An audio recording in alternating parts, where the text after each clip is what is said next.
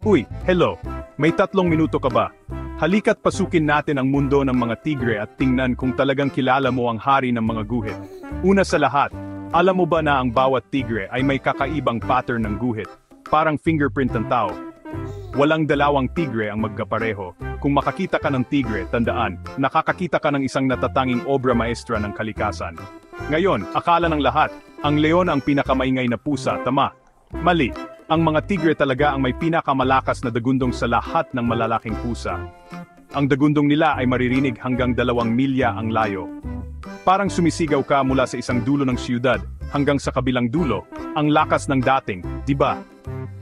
Heto ang isang nakakagulat, mahilig sa tubig ang mga tigre. Hindi tulad ng ibang pusa, mahusay silang lumangoy at madalas na lumalamig sa mga lawa at ilog. Sana kasing galing din akong lumangoy tulad ng tigre. Pag-usapan natin ang laki, ang Siberian Tiger, ang pinakamalaking pusa sa mundo. Ang mga higanteng ito ay maaring tumimbang ng hanggang 660 pounds at umabot ng higit sa pentalampakan ng haba. Mas mahaba pa yan sa karamihan ng mga kotse. Alam mo ba na mag-isa lang manghuli ang mga tigre? Mas gusto nilang manghuli ng mag-isa, palihim na lumalapit sa kanilang biktima nang may kamanghamanghang pagiging tahimik. At kapag sila ay lumukso, mabilis lang ang lahat. Heto ang isang kakaibang katotohanan, ang laway ng tigre ay may antiseptic. Kapag dinilaan nila ang kanilang mga sugat, ang laway nila ay nakakatulong na maiwasan ang infeksyon. Ang sariling first aid kit ng kalikasan. At heto pa, ang paningin ng tigre sa gabi ay 6 na beses na mas mahusay kaysa sa atin. Nakakakita sila ng malinaw sa dilim, kaya sila ay nangungunang mandaragit kahit sa gabi. Ngayon, nakakalungkot, endangered ang mga ligaw na tigre. Mayroon na lang mas mababa sa 4,000 ang natitira sa ligaw.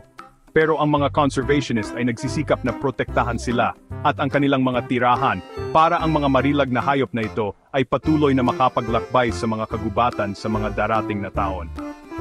Sige, oras na para sa isang bonus fact. Ang isang grupo ng mga tigre ay tinatawag na streak o ambush. Pero sa totoo lang, bihira mo silang makikitang magkasama dahil ang mga tigre ay mga loner sa puso. Kaya, sa susunod na makakita ka ng tigre, sa ligaw man, sa isang dokumentaryo, o kahit sa isang cartoon, tandaan, tinitingnan mo ang isa sa mga pinakakahangahangang nilalang ng kalikasan. Sana nag-enjoy ka sa mga trivia na ito tungkol sa tigre. Aling fact ang pinakanagulat sa iyo?